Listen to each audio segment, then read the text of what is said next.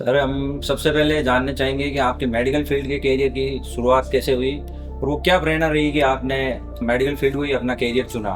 जहाँ तक मेरी जर्नी का सवाल है तो मैं आपको बताता हूँ, बड़ा अजीब सी बात है, लेकिन मैं डॉक्टर नहीं बनना चाहता। हमेशा एक साइंटिस्ट या इंजीनियर बनना चाहता था। और पिछले साल जब आपको हार्ट अटैक हुआ, हम लोगों को सच में बहुत गहरा शॉक लगा। देखिए, ये तो आपने देखा एज ए डॉक्टर कि लाइफ जिंदगी क्षणभंगुर है, किसी वक्त कुछ भी आपके साथ हो सकता है। तो यदि भगवान ने आपको शक्ति दी है या समय दिया है कुछ करने के लिए, आप बीमारी पे क्यों कंसंट्रेट कर रहे हैं? 30 साल से भी कम उम्र में जो अभी ये हार्ट अटैक्स आ रहे हैं, इनका कोविड वैक्सीन से कोई लिंक है? कोविड वैक्सीन से किसी भी तरह का डिजीज का कोई लिंक नहीं। एक डॉक्टर के लिए एकेडमिक और हॉस्पिटल तो कहीं न कहीं उसकी ट्रेनिंग में इन्वॉल्व रहता है, लेकिन जब आप प्रिंसिपल बने हो, एक लीडर, तो ये एडमिनिस्ट्रेटिव जो थिंग्स हैं वो आपने इस करियर के दौरान कहाँ पे और कैसे सीखा, and how you are able to handle that such big administration? देखिए, आप सब यंग और बडिंग डॉक्टर्स हैं, मैं आपसे बात करता हूँ एज ए डॉक्टर। जब आपका डेवलपमेंट हो रहा होता है तो एक डॉक्टर को अच्छा दिमाग होना चाहिए, वो हार्ड वर्कर होना चाहिए। As a principal and controller, as a cardiologist, as a leader, as a visionary man, resident doctors के लिए और एमबीबीएस स्टूडेंट्स के लिए आपका क्या मैसेज है? डॉक्टर्स के लिए तो मेरा मैसेज है, यदि डॉक्टर बनना है तो मेहनत करना सीखना। आपको जो डेडिकेशन की ज़रूरत है, मिलिट्री की तरह का डेडिकेशन चाहिए डॉक्टर के पास। तो आपके विजन में एसएमएस कॉलेज और हॉस्पिटल को आप आने वाले 5 सालों में कहाँ पे देखना चाहते हैं? मैं इस हॉस्पिटल को सिर्फ एक लाइन में बोलूँगा, I want to see this hospital at the top of the world.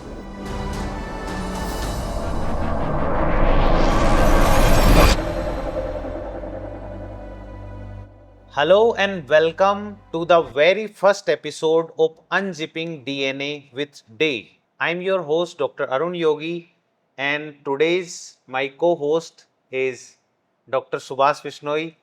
And आज के इस फर्स्ट एपिसोड के अंदर हमारे साथ जो गेस्ट हैं वो हैं एसएमएस मेडिकल कॉलेज के principal and controller doctor Deepak Maheshwari sir, senior professor and cardiologist. तो आज हम प्रिंसिपल सर से जानेंगे कि कैसे उन्होंने अपने जर्नी की शुरुआत करी, क्या उनकी मेडिकल जर्नी रही, और आज जहाँ पे वो as a principal, as a leader, एक visionary person SMS medical college को आगे लेके जा रहे हैं। तो इस दौरान उनका क्या विजन है और वो यंग जो डॉक्टर्स हैं उनको क्या मैसेज देना चाहते हैं। तो ये सबसे पहले मेरा जो ग्रेटिट्यूड मैसेज है वो दीपक माहेश्वरी सर के लिए, जिन्होंने इतने बिजी शेड्यूल में से हमारे सबके लिए टाइम निकाला, और ये मीटिंग पॉसिबल नहीं थी हमारे को होस्ट डॉक्टर सुभाष विश्नोई के बिना।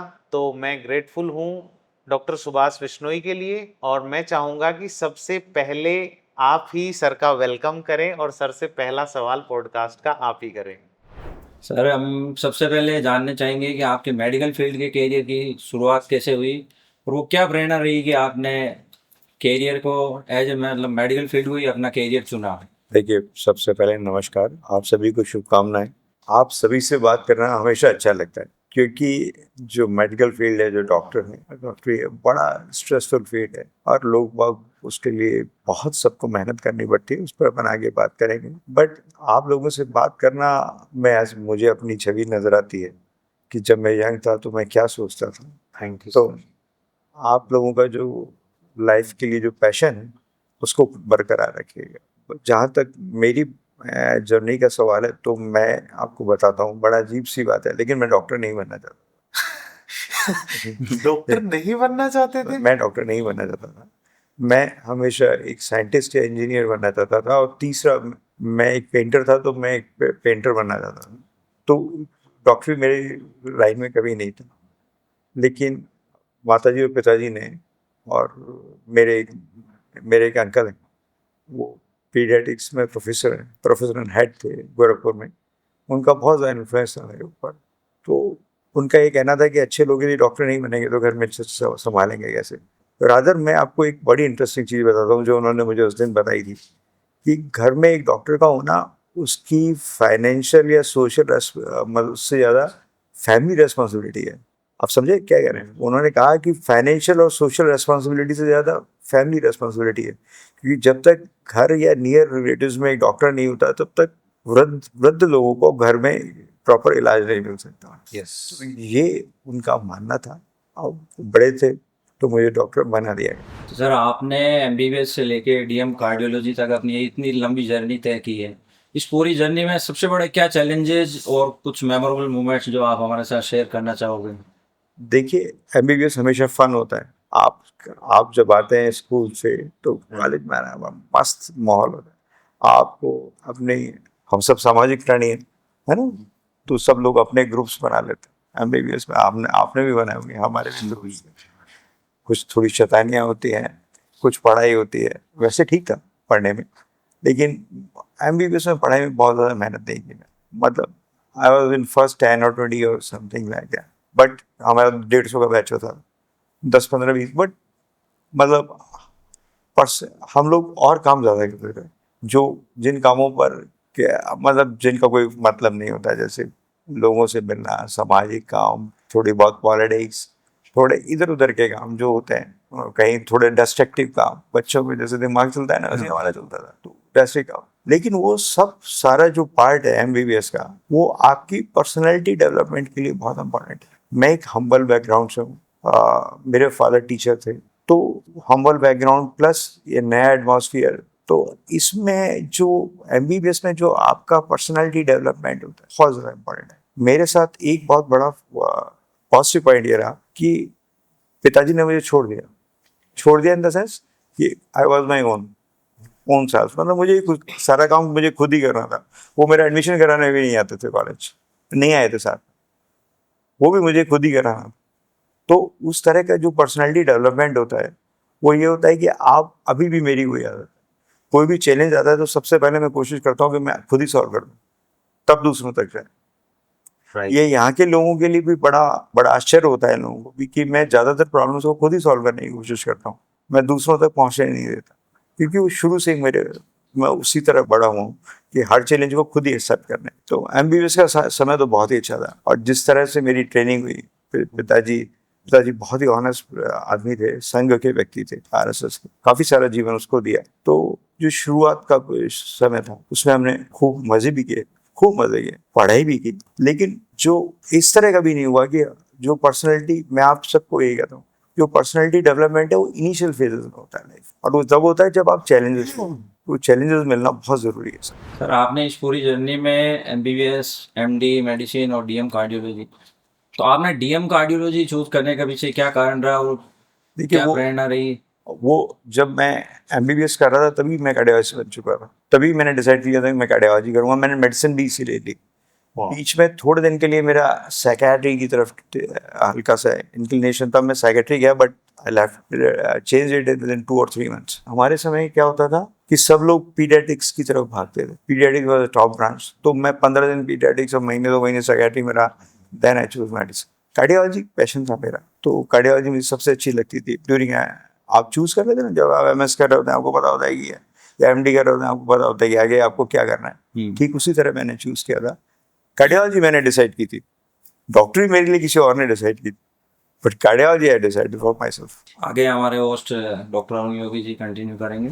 आपकी जो स्टोरी मैंने सुनी है स्कूलिंग की, एमबीबीएस, एमडी और डीएम की, कि एक बहुत ही हम्बल बैकग्राउंड से आप निकले, एक आप टीचर के बच्चे थे और आप एक्सीडेंटल डॉक्टर बने, but you were in the creative side, art और वैसे वाले आप थे, थोड़ा डीप इंटेलेक्चुअल।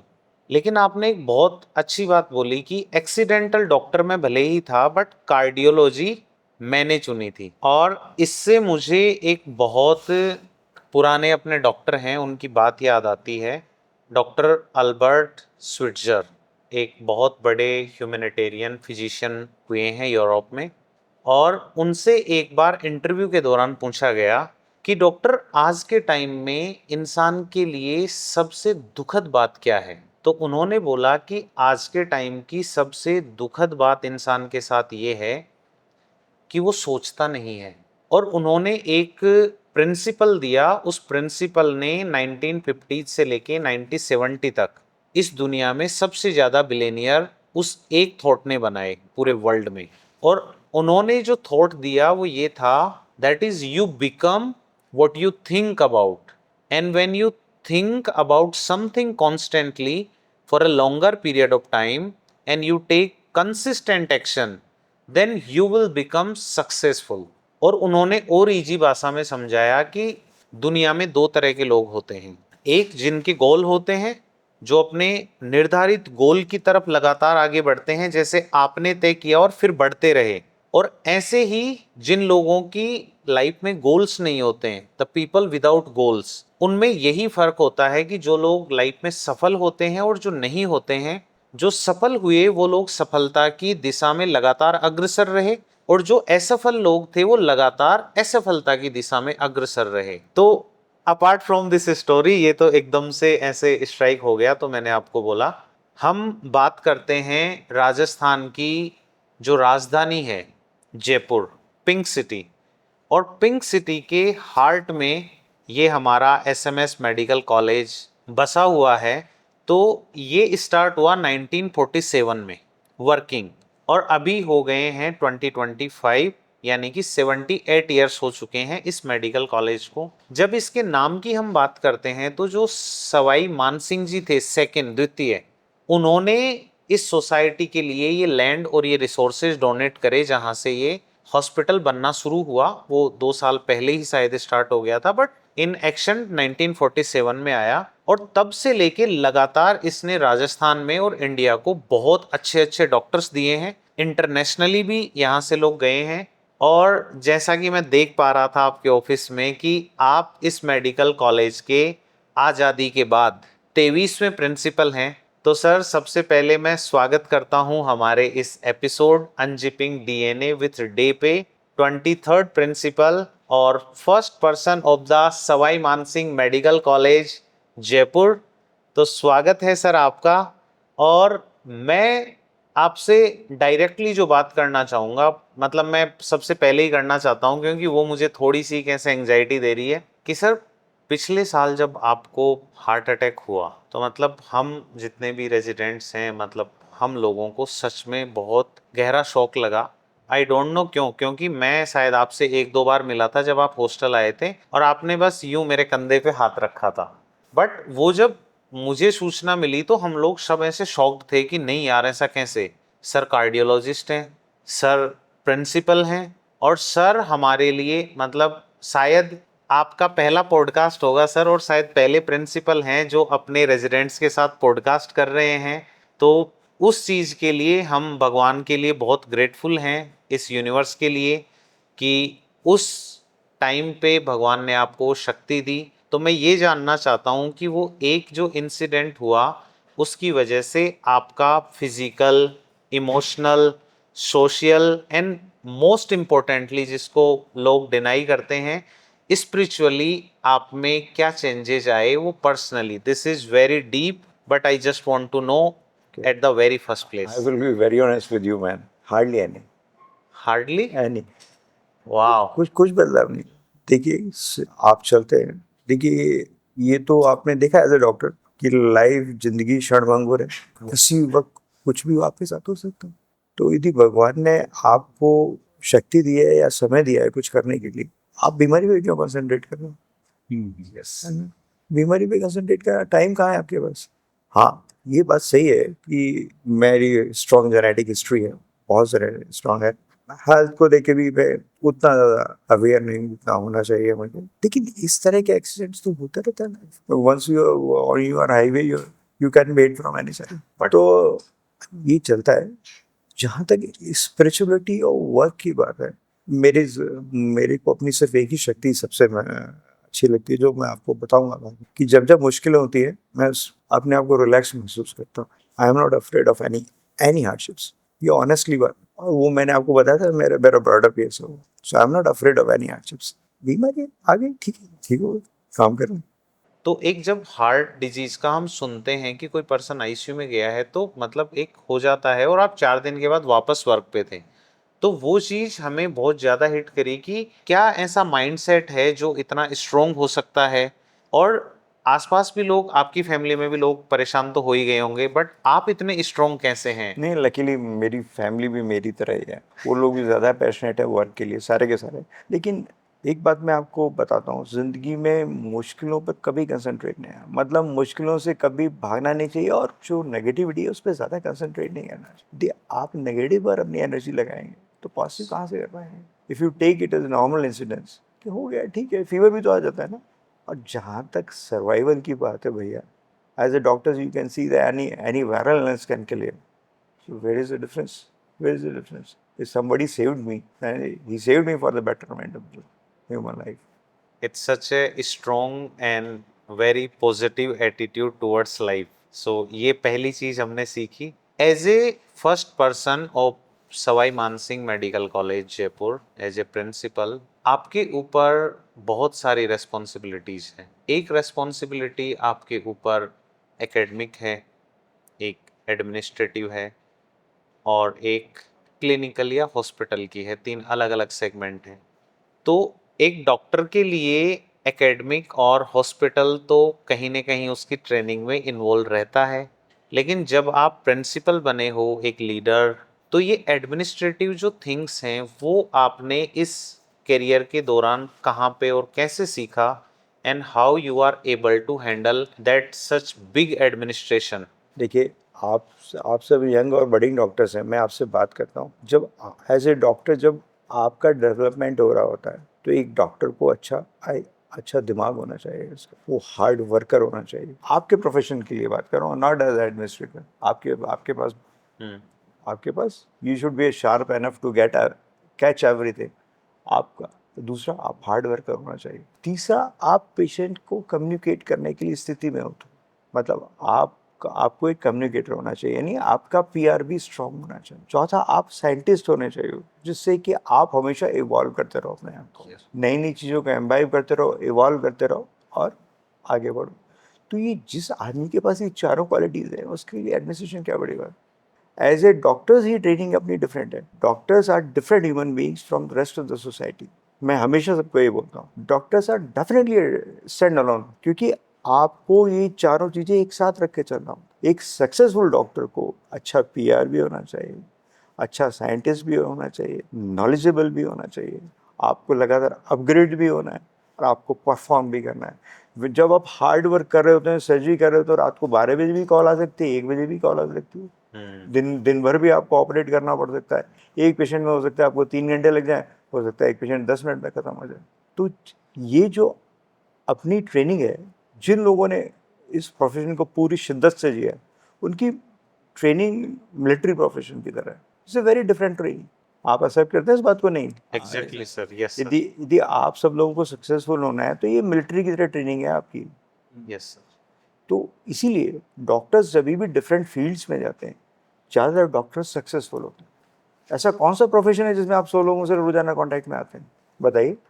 जितना लोगों की पल्स आपके हाथ में होती है, उतने कितने लोगों के हाथ में होती है? और जब कोई पेशेंट या कोई मरीज आपके पास परेशानी में आ रहा होता है, तो तकलीफ में आ रहा होता है, तो उस समय जो आपका जो रिएक्शन है वो बहुत सदा हुआ होना चाहिए। ये होता है। आइडियल तो सब मैं भी नहीं हूँ, और कोई भी बहुत सारे लोग नहीं हो सकते।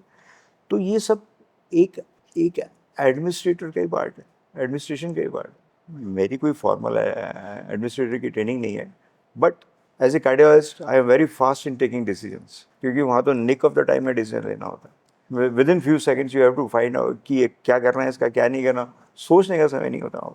वो भी एक आप ही की, वो भी एक डॉक्टरी की ट्रेनिंग का पार्ट है। जब आप किसी का पेट खोल के बैठोगे तो कहाँ क्लैंप लगाना है, तो आपको वहाँ बाहर जाके किताब में थोड़ी पढ़ के आने वाले हैं, है ना।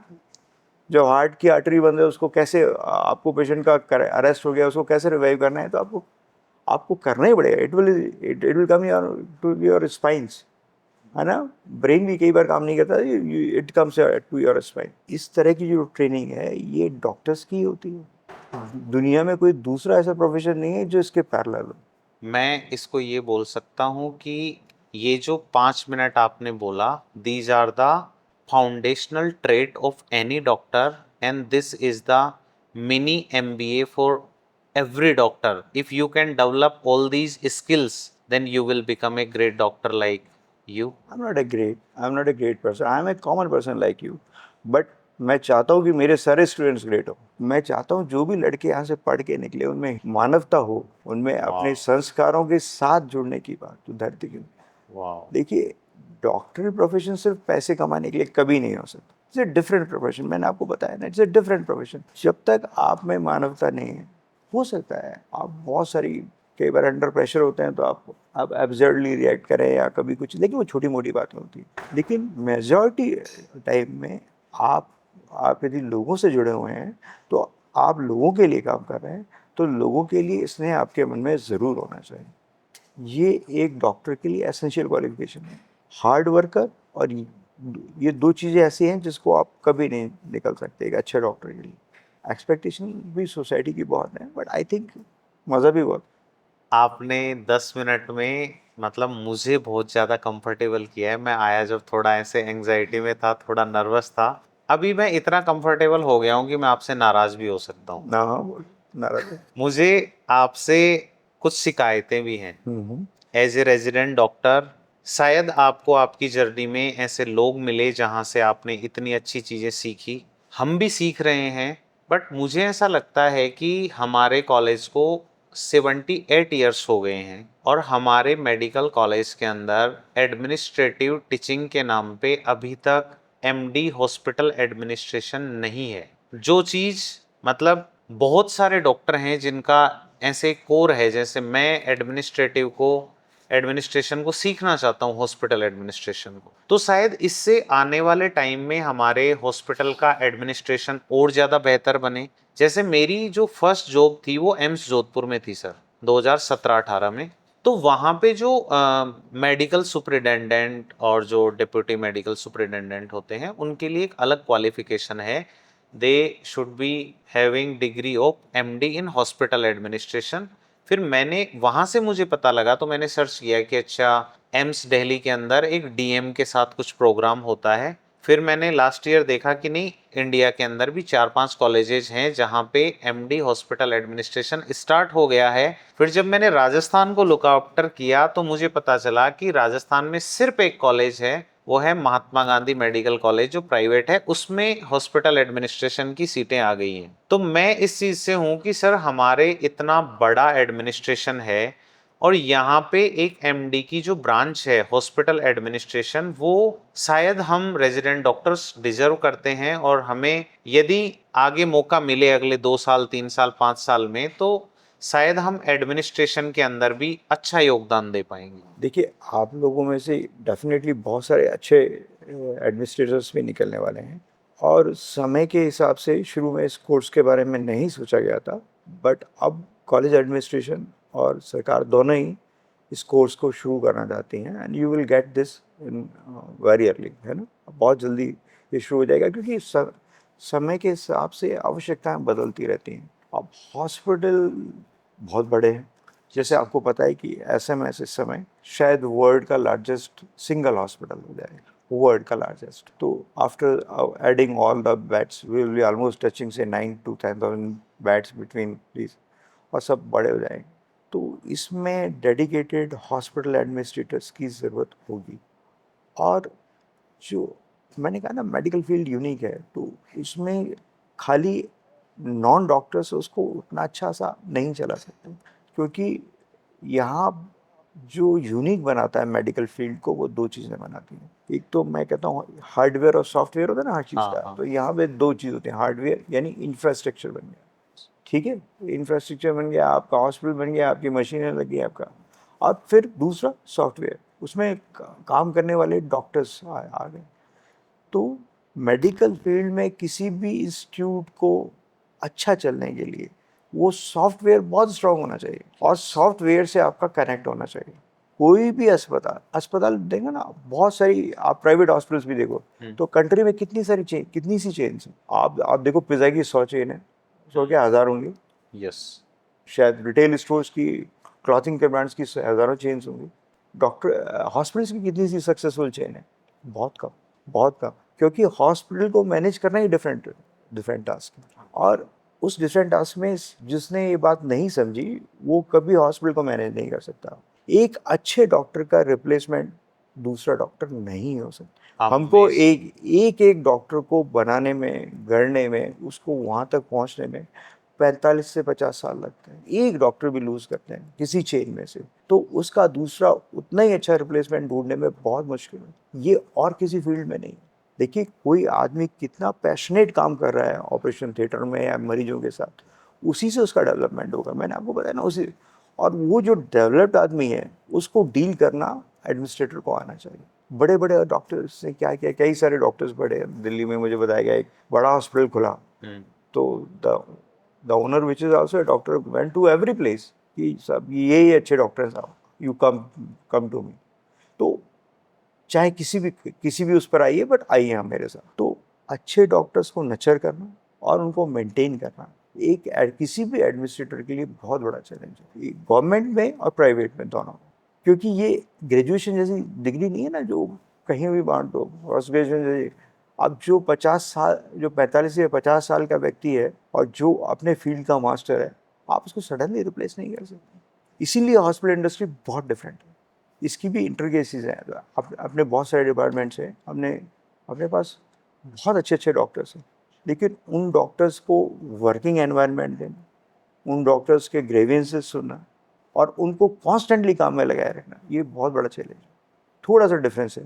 आप मेरे को आपको पता नहीं, मैं आप मेरी बात समझ पाएंगे नहीं समझ पा रहे हैं सर, समझ समझ पा पा रहे रहे हैं हैं, सर। बहुत तो यदि कोई भी हॉस्पिटल इंडस्ट्री, चाहे वो सरकार में हो चाहे प्राइवेट में हो, यदि आप जब तक डॉक्टर्स को टारगेट नहीं करेंगे तब तक आप सक्सेसफुल नहीं हो सकते, चाहे आप कितना भी पैसा लगाएं, कितना भी पैसा लगाएंगे, कितने भी बड़े इंफ्रास्ट्रक्चर क्रिएट कर लें। तो हॉस्पिटल एडमिनिस्ट्रेशन डिफरेंट तरीके चीज़ है, बिल्कुल ही डिफरेंट, क्योंकि आप ह्यूमन बीइंग से सीधा जुड़े होते हैं।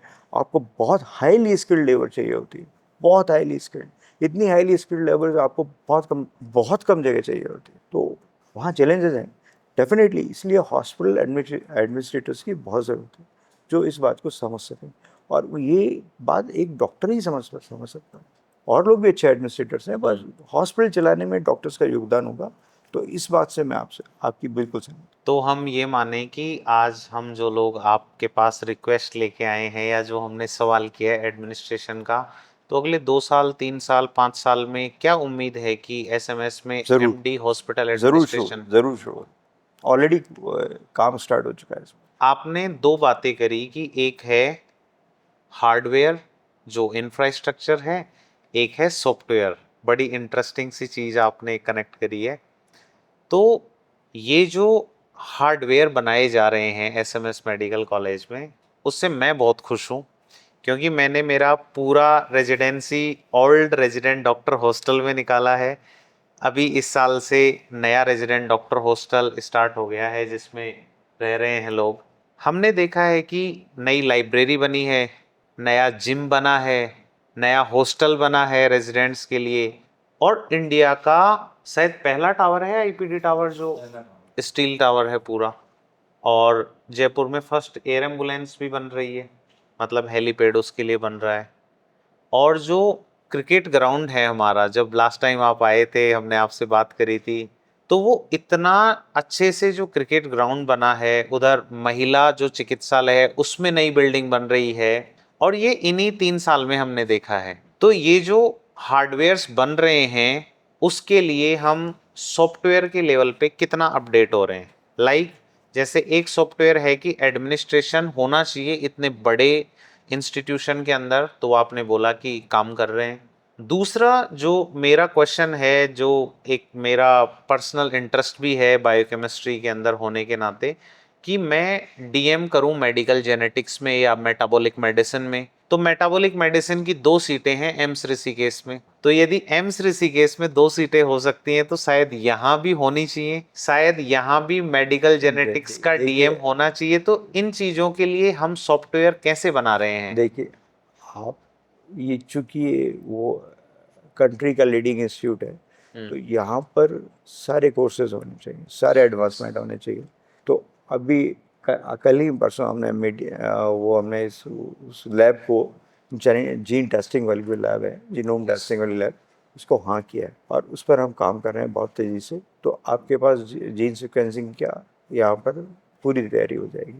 आपके ही नहीं फील्ड और भी सारी चीज़ों में जो चूँकि यहाँ ये लीडिंग इंस्टीट्यूट है और यहाँ रेजिडेंट्स आते हैं, तो रेजिडेंट्स को वो सब कुछ सीखना चाहिए जो जो लीडिंग इंस्टीट्यूट्स में है।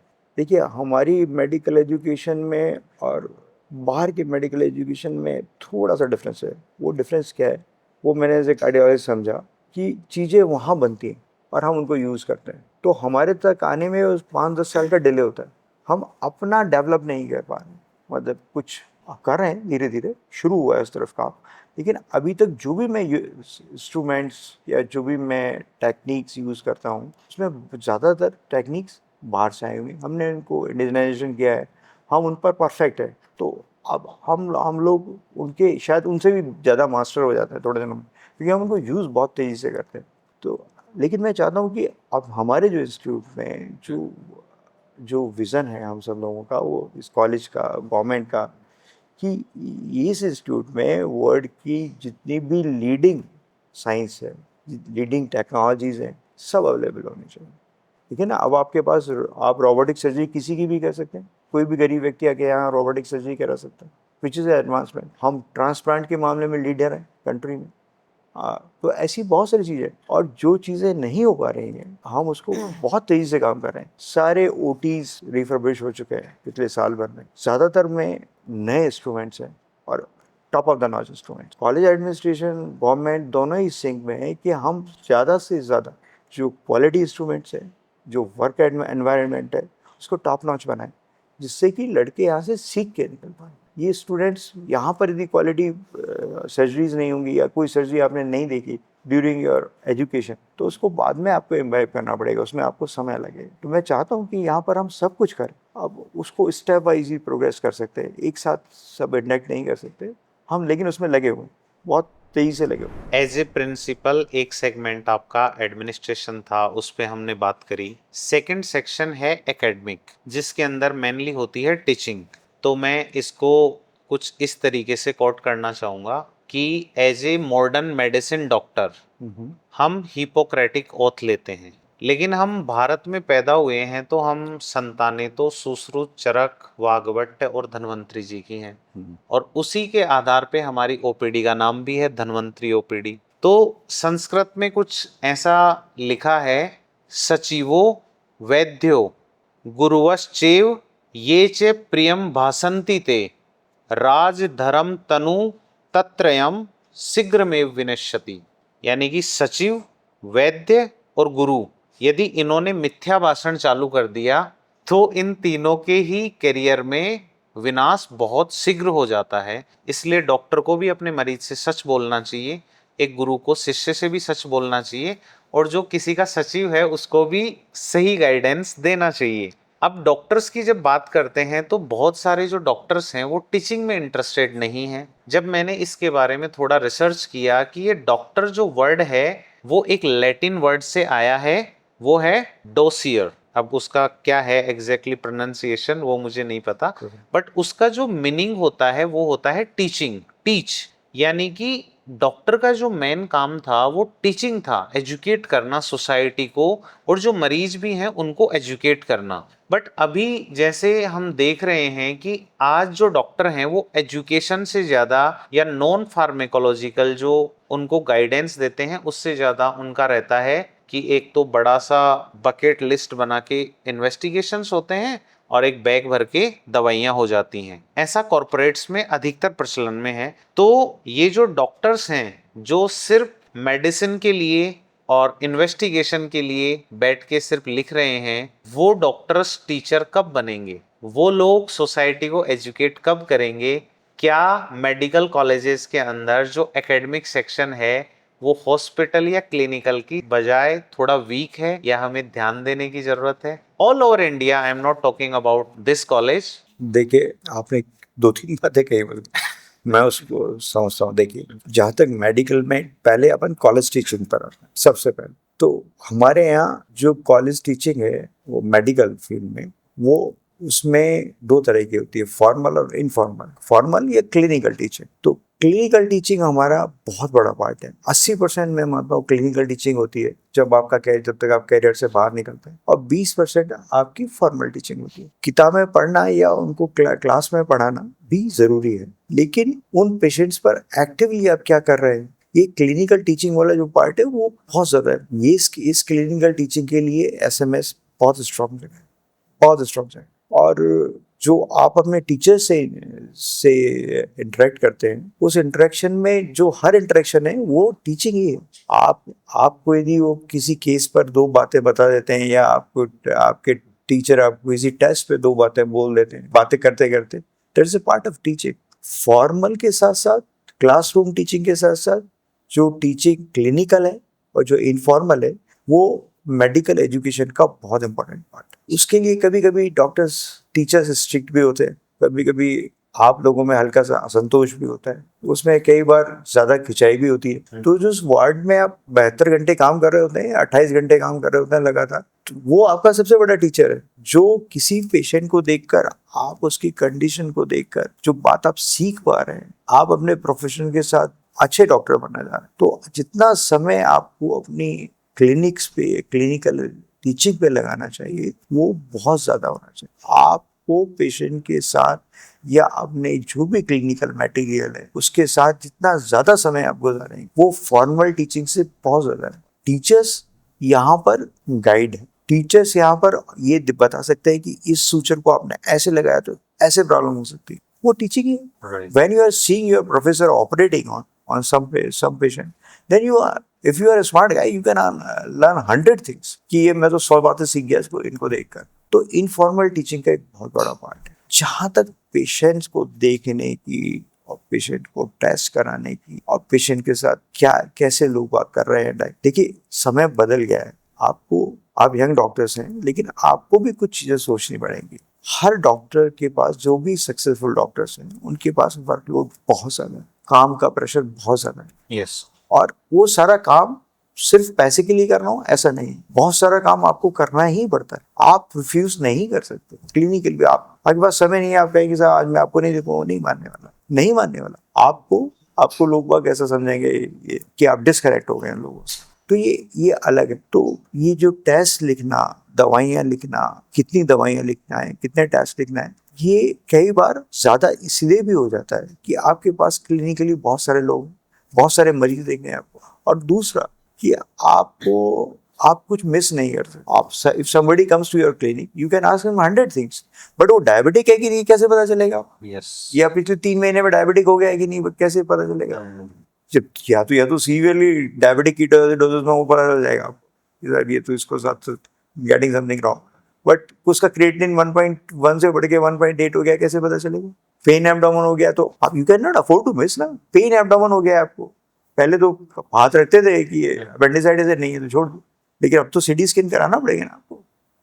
यस। पहले मैं जब डीएम कर रहा था, और उसके बाद भी कई साल तक मुझे एंजियोग्राफी के लिए लोगों को समझाना पड़ता था। अब मरीज आके खुद कहते हैं कि हमारी एंजियोग्राफी कर दो, पर अब मैं उनको मना करना पड़ता है कि भाई आपकी जरूरत नहीं है ना। आप कुछ बताएंगे पेशेंट को, पेशेंट चैट जीपीटी पे लेके आ जाएगा, सर इसका आंसर ये, इसका आंसर ये, इसका आंसर। तो ऐसे एनवायरनमेंट में जब आप कुछ भी मिस करना अफोर्ड नहीं कर सकते, तो आपको इन्वेस्टिगेट तो कराना ही पड़ेगा ना। तो आपको डॉक्टर्स की वर्किंग कंडीशन को भी समझना पड़ेगा। हम लास्ट ईयर जब बात कर रहे थे, मैं, सुभाष और डॉक्टर राजेश बोस, तो हम एक प्लान कर रहे थे कि इतने टाइम से ना हम ऑफलाइन स्टडी कर रहे हैं, एकेडमिक्स जो है, या आपने जो बताया ना कि ओटी के अंदर ऑपरेशन करते वक्त हमें ये थोड़ी पढ़ना है कि क्लैंप कहाँ लगाना है। मरीज को कोई प्रॉब्लम हो गई तो हम तब किताब खोलने थोड़ी जाएंगे। दैट इज इनफॉर्मल लर्निंग, या आपने बताया हैंड्स ऑन लर्निंग, जो सबसे ज्यादा इंपॉर्टेंट है डॉक्टर्स में।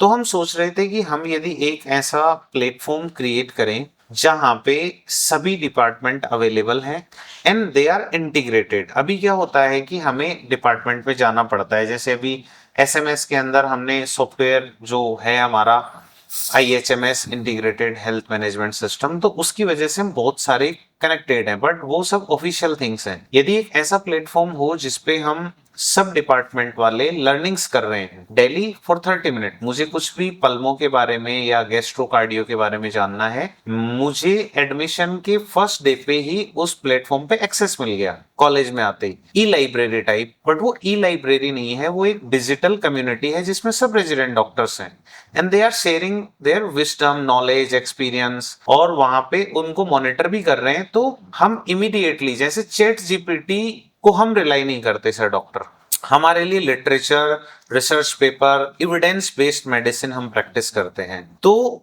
अभी एसएमएस मेडिकल कॉलेज के अंदर हम सब रेजिडेंट्स को, जहाँ पे लर्निंग इतनी इंपॉर्टेंट है, हम अच्छे इंफ्रास्ट्रक्चर्स बना रहे हैं, हम अच्छे और नए जो पीजी के कोर्सेज हैं वो भी आपने बताए, जैसे जीन सीक्वेंसिंग का आपने बताया, और आपने बताया हॉस्पिटल एडमिनिस्ट्रेशन, ये सब चीजें हम कर रहे हैं। तो क्या हम एसएमएस के अंदर कोई ऐसा प्लेटफॉर्म भी हम बना रहे हैं जिससे हम आने वाले 2-3 साल के अंदर, जिस दिन रेजिडेंट डॉक्टर को या एमबीबीएस स्टूडेंट को एडमिशन मिले, उसी दिन उसका लॉगिन हो जाए और उसके बाद वो थ्रू आउट अपनी एमबीबीएस की जर्नी और रेजिडेंटशिप की जर्नी अपना स्टडी करता रहे?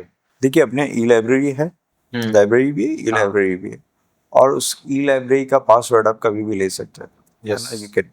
अच्छा, जहाँ तक ऑनलाइन टीचिंग और ऑनलाइन प्लेटफॉर्म्स की ज़रूरत है, तो ऑनलाइन टीचिंग, ऑनलाइन प्लेटफॉर्म्स के लिए हर डिपार्टमेंट की अपनी एक पॉलिसी है, और बहुत सारे डिपार्टमेंट्स में बहुत एक्टिव, लाइक यूरोलॉजी, और मैं और भी 1-2 डिपार्टमेंट्स में बहुत एक्टिव है, और डिस्टेंस लर्निंग की बहुत सारी एक्टिविटीज सब डिपार्टमेंट्स में होती रहती हैं। हाँ, हॉस्पिटल के लेवल पे ऐसा प्लेटफॉर्म एमबीबीएस के लेवल पे तो बन सकता है, बट पोस्ट ग्रेजुएशन और सुपर स्पेशलिटी के लेवल पे क्या बन सकता है, आप लोग इस बारे में सोचिए, मुझे बताइए, देखता हूँ मैं क्या कर सकता हूँ। हाँ, मतलब आपके साथ इस टेन्योर में मतलब ऐसे कुछ स्टूडेंट्स और फैकल्टी के लिए ऐसे कोई सुधार या नवाचार नहीं। जिनको आप इम्पैक्टफुल मानते हो, या कुछ ऐसे इनिशिएटिव जिनको स्टार्टिंग में आपको शुरू जब आपने प्रयास किया तब आपको लग रहा था कि ये इम्पॉसिबल है, लेकिन आज वो एक सक्सेसफुल मॉडल बन चुका है, ऐसे कोई सुधार और नवाचार? देखिए, बहुत सारी चीज़ें हुई हैं साल भर में, मुझे याद नहीं है, बट एक तो तुम लोगों से रिलेटेड तो एक चीज़ हुई है। सबसे पहले मैंने यही सोचा था आने के बाद कि रेजिडेंट्स के रहने के लिए जगह ठीक होनी चाहिए, और इनका जो वर्किंग एटमॉस्फेयर है, जो ओटीज़ हैं, वो ख़राब नहीं होने चाहिए। इनको ब्लेंड इंस्ट्रूमेंट से काम नहीं करने दूंगा। ज़्यादातर जगह रिप्लेस हो गए इंस्ट्रूमेंट से, आपकी वर्किंग कंडीशन इम्प्रूव हो रही दिन पे दिन। आपके हॉस्टल्स में भी मैंने जितनी कोशिश की थी उससे कम स्पीड से चेंज आए, बट चेंजेस आ रहे हैं डेफिनेटली। आपको नए हॉस्टल्स भी मिल रहे हैं, आपके रहने भोजन की व्यवस्था के लिए भी मैं बड़ा चिंतित हूँ, उस पर भी मैं काम कर रहा हूँ कि you should get a very good food in a reasonable amount, very reasonable amount, क्योंकि बच्चे खाते नहीं हैं, दिन भर काम करते रहते हैं, और जो जंक फूड बाजार से ऑर्डर करते हैं वो बिल्कुल बेकार होता है। तो अभी मेरे ख्याल से काम हो रहा है, और थोड़े दिन में आप लोगों के लिए एक बहुत अच्छा मैच शुरू होने वाला है जो बिल्कुल वेस्टर्न स्टाइल का होगा, और आपको वहाँ पर कैलोरीज और साथ के साथ प्रोटीन, फैट रिक्वायरमेंट के हिसाब से डाइट मिलेगी। तो मेरी ये कोशिश है, शायद 4 महीने ज़्यादा लगे, बट लगता है थोड़ा सा, मुझे लगता है हॉस्टल शुरू हुआ है तो उसमें मैं इतने दिन से मैथ्स को इसलिए होल्ड कर रखा हुआ था कि मैं कोई ढंग की मैथ्स लेके आना चाहता था, जिससे कि बाहर के फूड पर लोग डिपेंडेंट नहीं। तो आपके देखिए, यहाँ आने के बाद क्या होता है बच्चों के लिए, जो भी मैं भी रेजिडेंट ज़्यादा था, एक तो रहने खाने की व्यवस्था ठीक होनी चाहिए, दूसरा काम खूब मिलना चाहिए करने के लिए, होता है कि नहीं सुभाष? हाँ सर, जिससे हम खूब सारा लर्न करें। प्राइमरी एम तो वही लर्न करने, कोई बच्चे इधर उधर के भी हो सकते हैं, बट 99% बच्चे, 95 मान लो, लर्निंग के लिए आए, and they want to develop in a very good doctors. तो दोनों बातें, मैं जो तुमको पहली बात कही ना पहले, कि हमारे यहाँ नई नई चीजें होनी चाहिए, हमारे पास सारे कटिंग एज टेक्नोलॉजीज होनी चाहिए, तभी तो तुम सीखोगे। जो चीज तुम्हें आज यदि रोबोटिक्स सर्जरी तुम सब लोग कर रहे हो, तुम सीख के निकलोगे। यदि रोबोटिक्स सर्जरी के केसेस ही नहीं हो रहे तो तुम कैसे सीखोगे? फिर बाहर जाके सीखना पड़ेगा। लैप्रोस्कोपी वगैरह तुम सब साथ में, तो हम डेली कुछ ना कुछ ऐड करते ही रहते हैं हॉस्पिटल में, पेशेंट के ट्रीटमेंट में और डायग्नोस्टिक्स में, दोनों में हेल्प करें। तो इस पर लगातार हम काम करें। ऑर्थोपेडिक्स के ओटीज इंप्रूव हुए कि नहीं हुए? सर, रिसेंट ट्रॉमा सेंटर में काफी इंस्ट्रूमेंट की परचेजिंग हुई है, और जो वहाँ जो बेसिक इंफ्रास्ट्रक्चर है वहाँ उसमें भी काफी सुधार। इसने मुझे बताया कि वहाँ पे बेसिक इंफ्रास्ट्रक्चर नहीं रहा, मतलब सियाम्स नहीं काम करती थी बच्चों की, तो देयर वाज मुझे बोलना तो नहीं चाहिए, लेकिन मैं गया तो किसी ने बैंडेज बांधी हुई दिखाई उस पर, तो वो मैंने डिसाइड कर लिया था कि इसको नहीं हो, ऐसे नहीं हो सकता। तो हमने आपके सारे इंफ्रास्ट्रक्चर को ओवरऑल इम्प्रूव करने की कोशिश की है। रेजिडेंट्स के लेवल पे जहाँ तक तुम लोगों के काम तो करना ही पड़ता है, काम हमने भी किया था रेजिडेंसी में, और लोगों से भी डायरेक्ट इंटरेक्शन होता है, तो दिन भर काम और ये मुश्किल काम है। तो उसके लिए जितना ईज कर सकूं मैं तुम लोगों को कोशिश में लगा। सर आपका एक जनरली जो रेजिडेंट और स्टूडेंट्स के प्रति काफ़ी एक फ्रेंडली बिहेवियर रहा है, तभी हम अपनी बात आपके तक अच्छे से पहुंचा पाते हैं। और वो चीज़ें जो स्पोर्ट्स के पॉइंट ऑफ व्यू से, कल्चर के पॉइंट ऑफ व्यू से सब में सुधार हुआ है। एक बेहतर वातावरण मिला है स्टूडेंट्स को यहाँ पे काम करने के लिए। नहीं, अपन सब लोग चाहते हैं, बच्चे आए किस लिए आए? 99.9% सिर्फ पढ़ने के लिए, बाकी एक्टिविटीज तो चलती रहती हैं। और स्टूडेंट से तो थोड़ा तो हम भी स्टूडेंट से थोड़ा दिमाग इधर उधर चलो हो ही जा रहा है, उसमें क्या है? What is wrong in this, है ना? जो यदि मैं अपने स्टूडेंट डेज को देखूं तो तुम लोग तो बहुत ही सीधे हो यार। बहुत ही अच्छे हो। तो ऐसा कुछ नहीं है, सब चलता है, पार्ट ऑफ लाइफ। सर आपने नॉर्थ इंडिया का सबसे बड़ा मेडिकल इंस्टीट्यूट है एसएमएस मेडिकल कॉलेज में, जब आपने as a principal and controller जब ज्वाइन किया था, तो सबसे बड़ा क्या चैलेंजेस आपको फेस करना पड़ा था, और आपकी फर्स्ट क्या प्रायोरिटी थी कि यहाँ पे कुछ चेंजेस लाने की? देख, मेडिकल कॉलेज के दो पार्ट हैं, किसी भी इस मेडिकल कॉलेज के भी दो पार्ट हैं। पहला तो स्टूडेंट टीचिंग है ना, तो रेजिडेंट टीचिंग, और दूसरा पेशेंट केयर। पेशेंट केयर भी बहुत बड़ा पार्ट है, क्योंकि पूरा का पूरा स्टेट क्या बहुत सारा पार्ट ऑफ नॉर्थ इंडिया इस हॉस्पिटल पर डिपेंडेंट कि वहाँ केयर कैसे मिल रही है। ये हॉस्पिटल एक तरह से स्पाइन की तरह काम करता है। जो राजस्थान में स्पेशली जयपुर में जो हेल्थ केयर का नाम बना है, इसी हॉस्पिटल की वजह से बना। दूसरा, यहाँ इतना ज़्यादा क्लिनिकल मटेरियल है आज की डेट में, तो डॉक्टर्स का डेवलपमेंट भी बहुत फास्ट होता है। तो स्टूडेंट्स के लिए मैं सबसे पहला मेरा कंसर्न तो स्टूडेंट्स के लिए, प्रिंसिपल का मतलब ही स्टूडेंट्स होता है। तो मैं जो मेरा मन था सबसे पहले कि तुम लोगों के रहने खाने और पीने, और मतलब जो तुमको ईज पे कर रखना चाहता था कि तुम लोगों को व्यवस्था, सारे अंडर ग्रेड पोस्ट ग्रेड दोनों, अंडर ग्रेड्स में हम सब लोगों ने मिलकर बहुत सारे स्कॉलरशिप शुरू किए हैं। आज की डेट में अंडर ग्रेड में कोई भी ऐसा बच्चा नहीं है जो वीक बैकग्राउंड से उसको स्कॉलरशिप नहीं मिलेगी, चाहे वो किसी भी कास्ट का क्यों ना हो। कम से कम 125 से 150 बच्चे ऐसे हैं जिनको स्कॉलरशिप कॉलेज प्रोवाइड करा रहा है, फाइनेंशियल असिस्टेंस। अपने यहाँ बच्चे हर तरफ से आते हैं ना, अपने यहाँ बच्चे आने का एक ही क्राइटेरिया, इंटेलिजेंट होना चाहिए बच्चा, है ना? पीएमटी पास, पीएमटी में टॉप पे होना चाहिए तो नंबर आता है अंदर। Yes sir. एंड नीट में टॉप पे हो तो नंबर आता है। Yes sir. तो वो बच्चे किसी भी बैकग्राउंड से हो सकते हैं। तो मैं चाहता था कि बच्चे फाइनेंशियली डिफरेंशिएट नहीं हुए, डिफरेंट फील नहीं करें कि हम लोग हम्बल बैकग्राउंड से हैं, रिच बैकग्राउंड से हैं, तो हम ये कर पा रहे हैं, हम ये नहीं कर पा रहे हैं। तो इस तरह की सारी सुविधाएं मैं उनमें कुछ जुटा पाया हूँ, बट मैं चाहता हूँ कि सारे बच्चों को ऐसी सुविधाएं मिले जिसमें उनको डिफरेंशिएट नहीं कर पाए, ये सब कौन गरीब है कौन अमीर है, सारे बच्चों को अक्रॉस द बोर्ड। दूसरा, मैं चाहता हूँ बच्चों का स्पिरिचुअल डेवलपमेंट भी हो, यस। उनका कनेक्ट सोसाइटी से। देखो क्या होता है, मैं एक स्कूल में पढ़ता था, छोटे से अभय विद्या मंदिर करके एक स्कूल था हिंडौन में, फिर मैं यहाँ आदर्श विद्यालय में पढ़ा। तो हमारे जो सोशल और स्पिरिचुअल डेवलपमेंट है वो वहाँ हो गया। तो मैं चाहता हूँ यहाँ बच्चों का स्पिरिचुअल डेवलपमेंट भी हो, साथ ही साथ बच्चे निकले तो वो कनेक्टेड रहे समाज से, है ना? और उसके लिए छोटी छोटी डायरेक्शन, छोटी छोटी बातें इम्पॉर्टेंट होती हैं। तो उस पर भी मेरा काफ़ी ज़्यादा ध्यान कि जो यूजी बच्चे हैं उनका स्पिरिचुअल डेवलपमेंट हो। उन बच्चों को पोस्ट ग्रेड तो तुम लोगों को स्टाइपेंड मिलता है and you can very well look after yourself, but जो यूजी बच्चे हैं उनको फाइनेंशियली किसी को हार्डशिप में ना रहे, तो ये एक बहुत बड़ा चैलेंज है। दूसरा, उनको एजुकेशन में जो बुक्स की, लाइब्रेरीज की जो भी हेल्प हो, उनके लिए अच्छे खेलने कूदने की जगह होनी चाहिए, जिम्स होने चाहिए, वो सब उस पर काफ़ी सारा काम किया हमने। क्रिकेट ग्राउंड आपका बहुत अच्छा है, उसको और डेवलप कर रहे हैं, नेक्स्ट फेज में लेके आ रहे हैं उसको। तो ये सारे काम तो किए।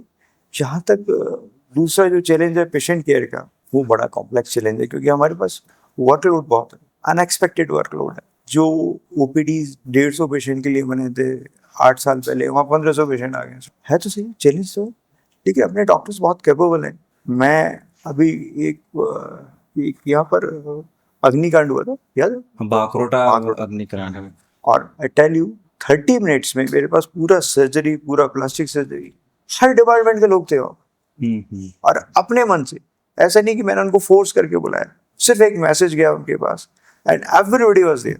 It's a sign of great leadership, It is not a sign of greed. It's a sign of collective leadership. collective leadership, more correctly. Collective leadership. यदि वो सब लोग नहीं आते वहां पर तो मैं कैसे कर सकता था. Yes. हमने उस समय उन पेशेंट्स का भी ध्यान रखा, वो गरीब बैकग्राउंड से थे, उनके अटेंडेंट्स का भी ध्यान रखा. उनके अटेंडेंट्स को खाना, जो बच्चे गरीब लोग थे, पेशेंट्स के अटेंडेंट जो कैटास्ट्रॉफी में थे, उनको खाना भी दिया, उनको रहने की व्यवस्था भी की. ये भी सारा कॉलेज एडमिनिस्ट्रेशन की तरफ से हुआ है. सर दैट टाइम आपने ये भी प्रयास किया था कि इनको इकोनॉमिकली सपोर्ट की हाँ, बिल्कुल, नीड हो तो बिल्कुल, भी वो बिल्कुल, भी हमारी तरफ से बिल्कुल. पूरा प्रयास रहेगा कि मैं इनको यही मिल कह रहा हूँ, डॉक्टर्स का सोशल कनेक्ट बहुत स्ट्रांग होता है.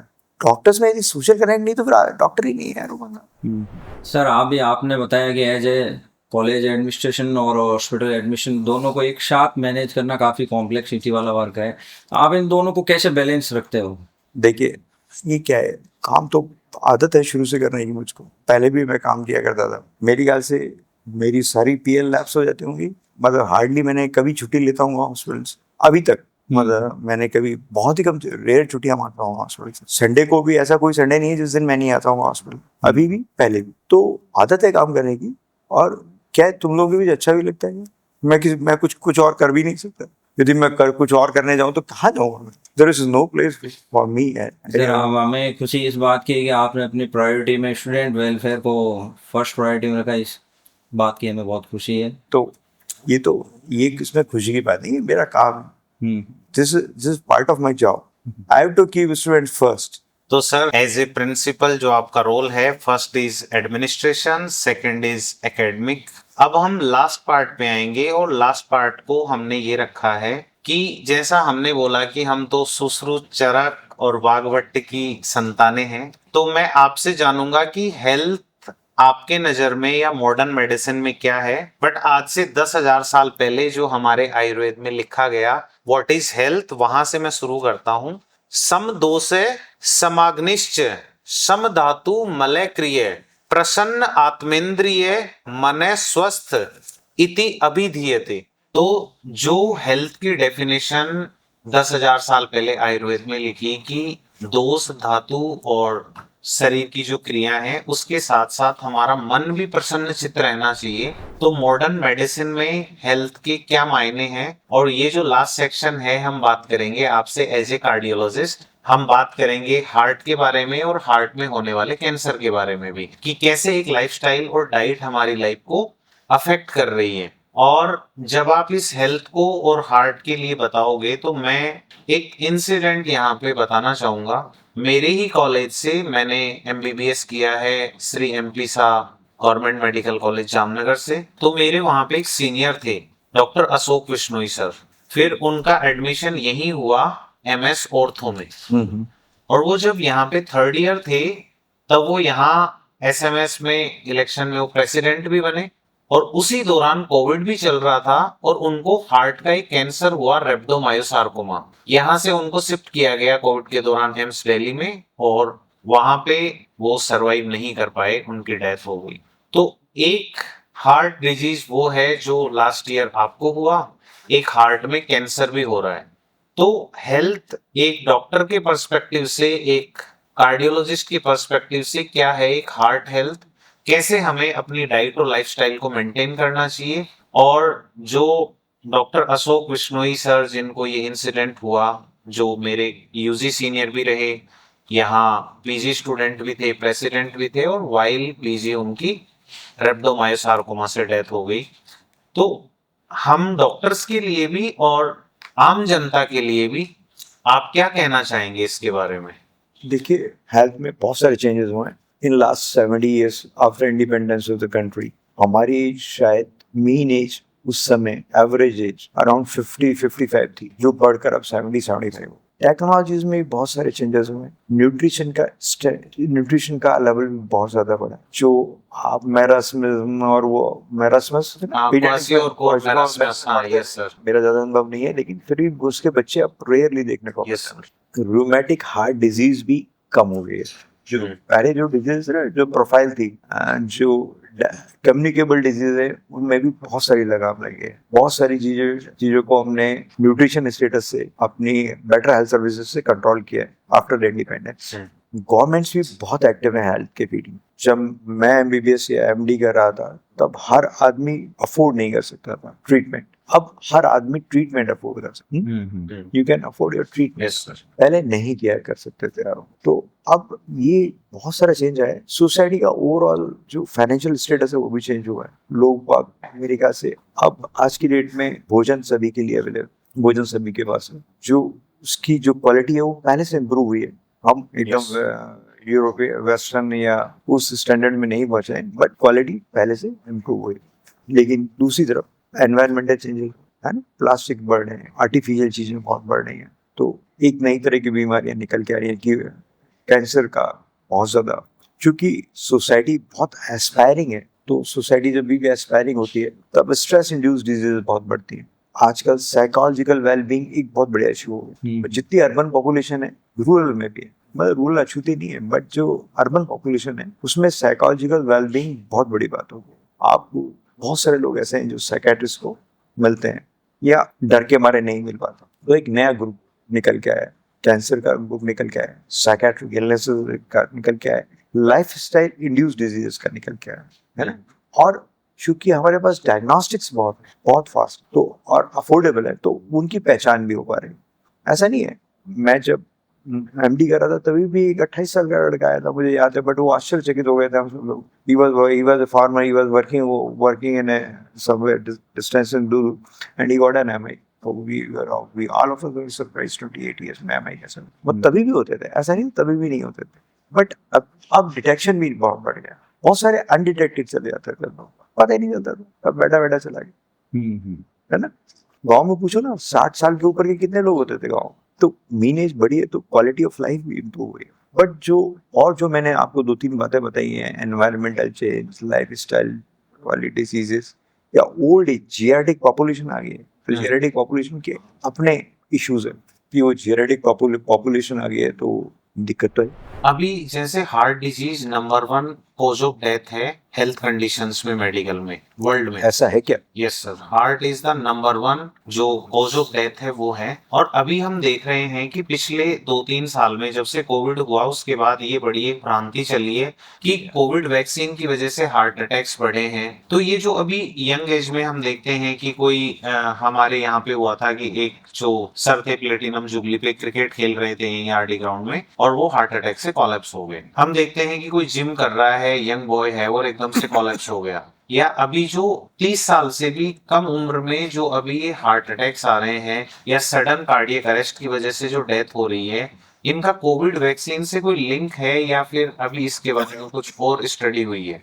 देखिए, ये प्रूव हो चुका है, जितनी भी आईसीएमआर का डाटा है सब कुछ है कि कोविड वैक्सीन से किसी भी तरह का डिजीज का कोई लिंक नहीं, और ये साइंटिफिकली प्रूव्ड है, इसलिए इसमें इस तरह की बातें करने का कोई अर्थ नहीं। और जहाँ तक number of patients young cardiac disease की बात है, तो दोनों ही बातें हैं, मैंने तुमको बताया ना। एक तो लाइफ स्टाइल मॉडिफिकेशन है, दैट इज वन पॉइंट कि लाइफ स्टाइल मॉडिफाई हो रहा है, तो उसकी लाइफ स्टाइल मॉडिफिकेशन का बहुत ज़्यादा असर पड़ रहा है। दूसरा डिटेक्शन ज़्यादा है, और थर्ड हमारे पास जैसे जैसे एजिंग पॉपुलेशन बढ़ती जाएगी वैसे वैसे सीबीडी का, मतलब सेरेब्रोवास्कुलर डिजीज में कार्डियक और न्यूरो दोनों है का लोड बढ़ता चला जाएगा। तो ऐसे कुछ 2-3 कार्डियक मार्कर हैं जो आप टेस्ट करते हैं, लाइक प्रोपोनिन आई और क्रिएटिन काइनेज, ऐसे कौन से 2-3 मार्कर हैं या एक ईसीजी जो है हम इमरजेंसी में करते हैं जिनसे हमें पता चले कि हमारी हार्ट हेल्थ कैसी है या कोई रिसेंट अभी कुछ प्रॉब्लम तो नहीं हो रही है, उसके लिए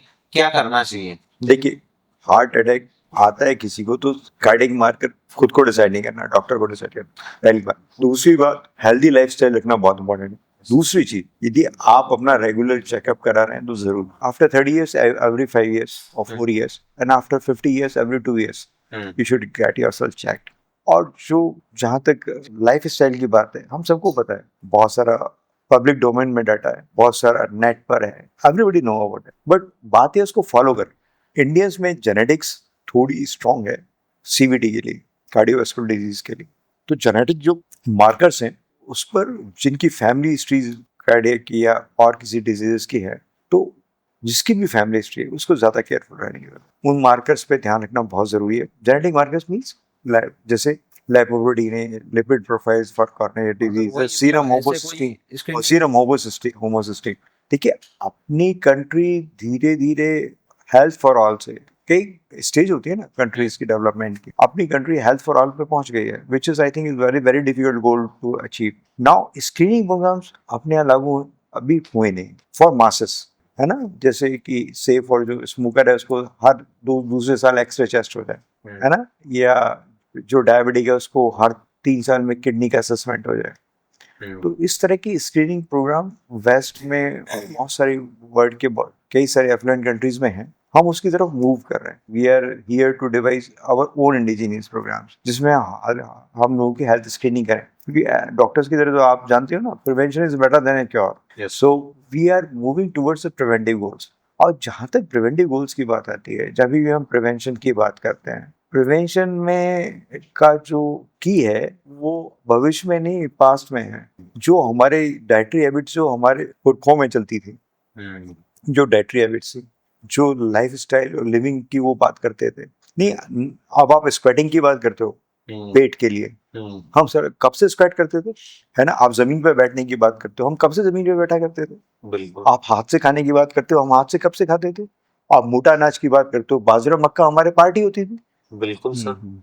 ब्रेड तो अब खाने शुरू किया है ना सभी लोग। जो जिस तरह की मुद्रा में पहले हम बैठते थे, जिस तरह के काम हम पहले करते थे, वो सारे हेल्दी, या आप कहें आयुर्वेद या हमारा एंशिएंट जितना भी ज्ञान है, वो उससे बहुत कनेक्ट करता है, बहुत ज्यादा कनेक्ट करता है। तो यही मैं कहता हूँ, प्रिवेंशन की जो है फ्यूचर में तो है ये थोड़ा नई नॉलेज आती है, बट पास्ट में बहुत बड़ा है। यदि हम पास्ट को देखें, पास्ट को एब्जॉर्व करें, पास्ट को साइंटिफिकली एनालाइज करें, तो जो लाइफ स्टाइल, जो खान पीन, जो रहने सहने का तरीका जो निकल कर आएगा, वो प्रिवेंशन के लिए सबसे इम्पोर्टेंट। सर मेरी तरफ से आपके लिए लास्ट क्वेश्चन ये है कि as a principal and controller, as a cardiologist, as a leader, as a visionary man, resident doctors के लिए और एमबीबीएस स्टूडेंट्स के लिए आपका क्या मैसेज है। एंड एक टफ क्वेश्चन है जो मुझे नहीं पता शायद पूछना चाहिए या नहीं पूछना चाहिए, बट मैं पूछ रहा हूँ कि एक दिन हम सब इस दुनिया से चले जाएंगे सर, आप भी मैं भी, तो आपके पीछे जो ये इतनी बड़ी फैमिली है, इतने जो स्टूडेंट्स हैं, वो आपको कैसे याद रखें। डॉक्टर्स के लिए तो मेरा मैसेज है, यदि डॉक्टर बनना है तो मेहनत करना सीखना। मेहनत का कोई शॉर्टकट, आपको जो डेडिकेशन की जरूरत है, मिलिट्री की तरह का डेडिकेशन चाहिए डॉक्टर के बनने के लिए, सक्सेसफुल डॉक्टर बनने के लिए। That is the short message. और मुझे कैसे याद करें लोग, ऑनेस्ट आदमी। Great sir, great. एंड जैसे हमने शुरू किया था, हम चाहेंगे कि ये पॉडकास्ट खत्म भी सुभाष करें, तो सुभाष आपकी तरफ से जो आखिरी क्वेश्चंस हैं वो आप सर से कर सकते हैं। अर्जेंटली जो है वो डिजिटल हेल्थ और आर्टिफिशियल इंटेलिजेंस की ओर बढ़ रहा है। अपने एसएमएस कॉलेज एंड हॉस्पिटल में टेक्नोलॉजी को इंटीग्रेट करने की तरफ से आपकी तरफ से क्या प्रयास किए जा रहे हैं। कोई जैसे लाइब्रेरी वगैरह तो हमारी सबका ई कर दिया, ई लाइब्रेरीज कर दिया हमने। यू गेट डिजिटल, आप लोगों की अब जो लॉग बुक्स हैं वो भी सब डिजिटल हो रही हैं। आपकी थीसिस भी कुछ दिन बाद डिजिटल हो जाएगी। और ये तो आवश्यकता है, मतलब ये मजबूरी नहीं है, आवश्यकता है। आपको चेंज करना ही पड़ेगा अपने आप। If you want to survive in the next part of the next decade, then you have to change yourself. जिस तरह टेस्ट इलेक्ट्रिक कार में अपग्रेड करना पड़ेगा ना, ठीक इसी तरह अपने आप को चेंज करना। और हम डॉक्टर्स तो चेंज करेंगे, मास्टर हैं यार। हाँ सर, अब इस पॉडकास्ट का लास्ट सवाल, तो आपके विजन में एसएमएस कॉलेज और हॉस्पिटल को आप आने वाले 5 सालों में कहाँ पे देखना चाहते हैं, और ऐसा कुछ कोई विशेष मिशन जो आपका, जिसे आप अपने टेन्योर में हासिल करना चाहते हो। देखिए, आई वांट दिस हॉस्पिटल, मैंने अभी तुमने बात नहीं हुई, एमबीबीएस से लेके डीएम तक मैंने यही किया। मैं लेक्चरर रहा, एसोसिएट रहा, प्रोफेसर, सीनियर प्रोफेसर रहा, प्रिंसिपल। मैं इस हॉस्पिटल को सिर्फ एक लाइन में बोलूंगा, I want to see this hospital at the top of the world. Thank you. And sir एक लास्ट क्वेश्चन रह गया। आपने बोला था कि एक शक्ति है जिसको मैं याद करता हूँ बुरे वक्त में, वो मैं बताऊंगा, वो एक बार आप बताओ कि वो कौन सी स्पिरिचुअल पावर है, व्हाट इज द माइंडसेट। देखो, स्पिरिचुअल पावर आपके जो अच्छे काम है, your goodness is your spiritual power. आप मान के चलिए, जो बातें मैं आपको कह रहा हूँ ना, वो बिल्कुल सत्य है। Your goodness is only spiritual power you got. Agreed sir, agreed. Thank you, sir. Thank you so much.